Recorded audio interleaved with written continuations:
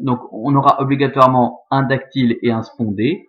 Ok, bon, on va regarder un petit peu. Est-ce qu'on peut déterminer des choses ou pas? Eh bien oui.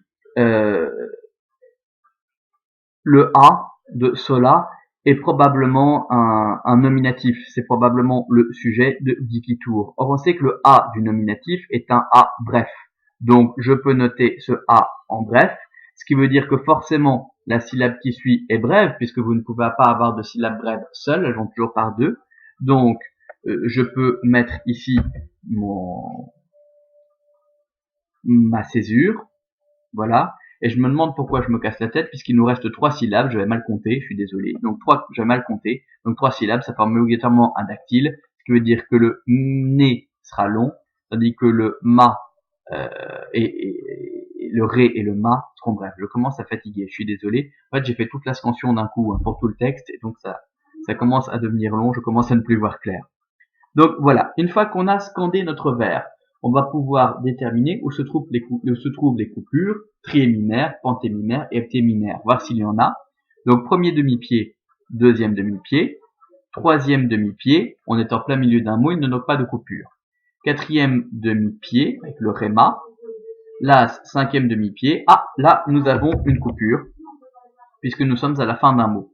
Donc, la coupure pentémimaire, donc à la fin après le cinquième demi-pied, sixième demi-pied pour mais, septième demi-pied pour d, nous sommes en plein milieu d'un mot, et il n'y a donc pas de coupure heptémimaire. Donc on a juste le mot médéaille qui est mis légèrement en valeur. Bon, c'est un mot qui est assez lourd à prononcer. Voilà.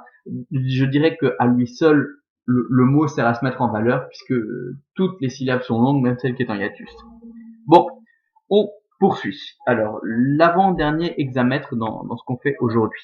On sait que le premier i de mi-i est bref, d'office. Du coup, forcément, comme il est précédé par une syllabe longue, ça veut dire que le deuxième i de mi-i sera bref lui aussi. Nous avons donc affaire à un dactyle. Je peux donc mettre ma césure ici. Le o de composite, le premier o, est long, puisqu'il est suivi par deux consonnes, n et p. Le deuxième o, on ne sait pas. Le u de composite sera bref, puisqu'il est en hiatus. Bien. Le i de composite sera long, puisqu'il est suivi par deux consonnes, t et c. Ce qui veut dire que je peux le mettre long. Et du coup, je peux déterminer tout de suite la quantité du pot, puisque le pot est contenu entre une syllabe longue et une syllabe brève. Par conséquent, comme les syllabes brèves vont toujours par deux, eh bien ce pot sera bref. Ce qui veut dire que ici, je peux mettre ma césure. Et je continue. Le it était long. Le a de Quintus est long puisqu'il est suivi par deux consonnes. Le u de Quintus est long lui aussi puisqu'il est suivi par deux consonnes s et q. Ce qui veut dire que ici, bien, on a deux syllabes longues qui se suivent. Je peux mettre ma césure. On a affaire à un spondé. Le i de cuisse est long puisqu'il est suivi par deux consonnes s et f. Ce qui veut dire que tous cuisse forment un spondé. Je peux mettre là aussi ma césure. Voilà. Ensuite, on regarde, on voit qu'il ne reste que 5 syllabes. Or, on sait que dans un hexamètre dactylique, eh bien, l'avant-dernier pied est toujours constitué d'un dactyle, donc d'une syllabe longue suivie de deux brèves. Ce qui veut dire que le A de Phal est obligatoirement long, puisque c'est la première syllabe du dactyle. En même temps, le A étant suivi par deux consonnes, c'était logique. Tandis que les deux syllabes qui suivent sont brèves pour pouvoir former ce dactyle obligatoire. Bien. Ensuite, je peux mettre ma césure. Et je termine mon vers par le troquet, c'est-à-dire ce fameux vers coupé en deux. Donc on a le O qui est ce fameux vers tronqué, donc ce fameux pied tronqué qui contient que deux syllabes, soit un spondé, donc deux syllabes longues, soit un pré-pied tronqué, c'est-à-dire une syllabe longue suivie d'une syllabe brève. Bien, on y va. Et le S étant une terminaison verbale, eh bien il s'agit probablement d'une syllabe brève. Et voilà, notre hexamètre est scandé. On peut maintenant s'occuper des coupures, triémimaires, pentémimaires et heptémimaires, qu'on calcule en fonction des demi-pieds. Donc, aï, premier demi-pied, mi-i, deuxième demi-pied, con, troisième demi-pied. On est en plein milieu d'un mot, il n'y a donc pas de coupe triémimaire. Posu, quatrième demi-pied, it, cinquième demi-pied. nous sommes à la fin d'un mot, il y a donc une coupe pentémimaire. Quan, 6e demi-pied, tous, 7e demi-pied. Nous sommes à la fin d'un mot, il y a donc une coupure heptémimaire, le mot mis en valeur dans ce vers est le mot quantus avec une légère insistance portée aux cuisses. Nous passons au dernier hexamètre du jour. Donc vous voyez, c'est assez facile finalement de le faire à vue. Hein. Si comme vous le faites en français, votre œil lit déjà à la fin de la ligne, tandis que vous prononcez seulement le début de la ligne, vous parvenez à calculer la quantité des lettres à l'avance. Donc pour un romain, c'est assez facile, et vous verrez que pour vous, plus vous le ferez, plus ça vous semblera évident également. Donc on y va. Il est ni-il. Alors le i de ni-il sera probablement bref comme le i de mi-i. Vous voyez, c'est exactement la même construction. Donc on vérifiera par la suite. Ni-il, potérite. Alors le il de potérite,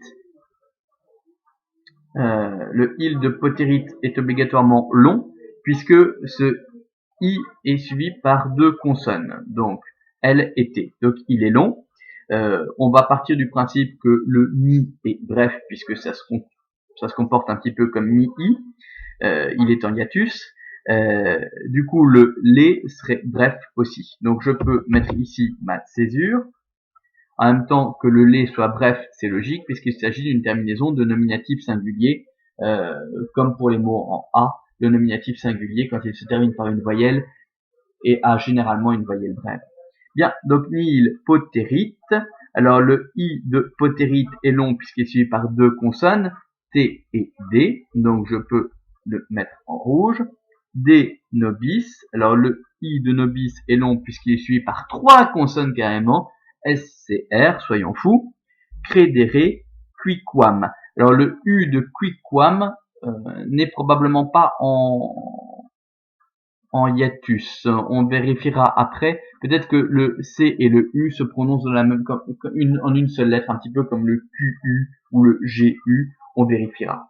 Alors, on sait que un hexamètre dactylique se termine toujours, par un troquet ou un spondé, donc c'est-à-dire par un pied de deux syllabes, soit deux syllabes longues spondées, soit un troquet, c'est-à-dire un dactyle tronqué, donc une syllabe longue suivie d'une brève. Le quam, on sait que am étant une terminaison d'accusatif singulier, c'est probablement une voyelle brève, donc il s'agit ici d'un troquet, et le cui sera probablement une syllabe longue. Bon, on va faire comme ça dans un premier temps, et on va voir si on tombe juste, en considérant que le U et le C ne forment qu'une seule lettre.